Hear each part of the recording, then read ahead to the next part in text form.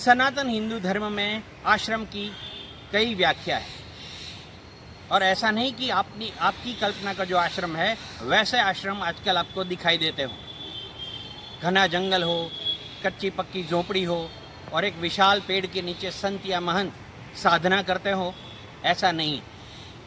हम आपको एक ऐसे आश्रम का दीदार कराते हैं जो आश्रम मुकेश अंबानी के एंटीलिया के बिल्कुल बराबर है। ठीक ठाक वैभव और राजसी ठाठ से भरा ये आश्रम जूनागढ़ के इंद्र भारती बापू का है। गुजरात के संतों और महंतों में और वाराणसी तक इंद्र भारती बापू का अपना एक अलग महत्व है और उनका रुतबा और उनका ठाठ उनके आश्रम से ही आपको पता चल जाएगा। चलिए आपको सैर कराते हैं इंद्र भारती बापू के आश्रम।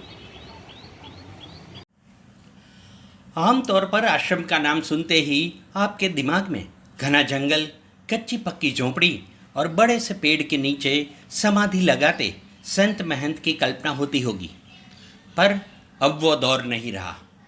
गुरुकुल गया तो परंपरा भी गई।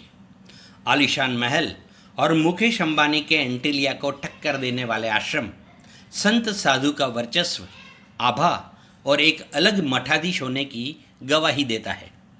हम बात कर रहे हैं जूनागढ़ के इंद्र भारती बापू की। बापू अपने आप में एक सरकार, साधु संतों के बीच। देश में साधु या संत समुदाय में कभी विवाद या विषाद हो गया तो इंद्र भारती बापू का दखल होना लाजमी बनता है। बापू इंद्र भारती जी के इस आश्रम का हम दर्शन करा रहे हैं, जिसकी भव्यता से अब बापू का रुतबा अपने आप नजर आ जाएगा। आश्रम की अंदरूनी दीवारें, विशाल कमरे और जगमगाती रोशनी के साथ बापू का वैभव अगर आपने नहीं देखा तो देखा ही क्या है। इंद्र भारती बापू का जूनागढ़ के अलावा अहमदाबाद में भी आश्रम है। गुरु पूर्णिमा जैसे अवसर पर इस आश्रम में 4 चांद लगाने वाली भाविकों की तादाद बापू की शक्ति है और भाविकों के लिए भक्ति।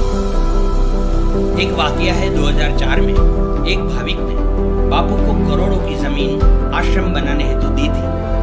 2011 में यह भाविक कंगालियत परिस्थिति में आ गया तो बापू ने बड़े उदार दिल से उस भाविक को दान में दी हुई जमीन लौटा दी थी। एक साधु का अपने भाविक की स्थिति का प्रत्यक्ष ख्याल रखना, इससे बड़ी साधुता और संस्कार क्या हो सकते हैं। ब्यूरो रिपोर्ट, अग्रिम भारत।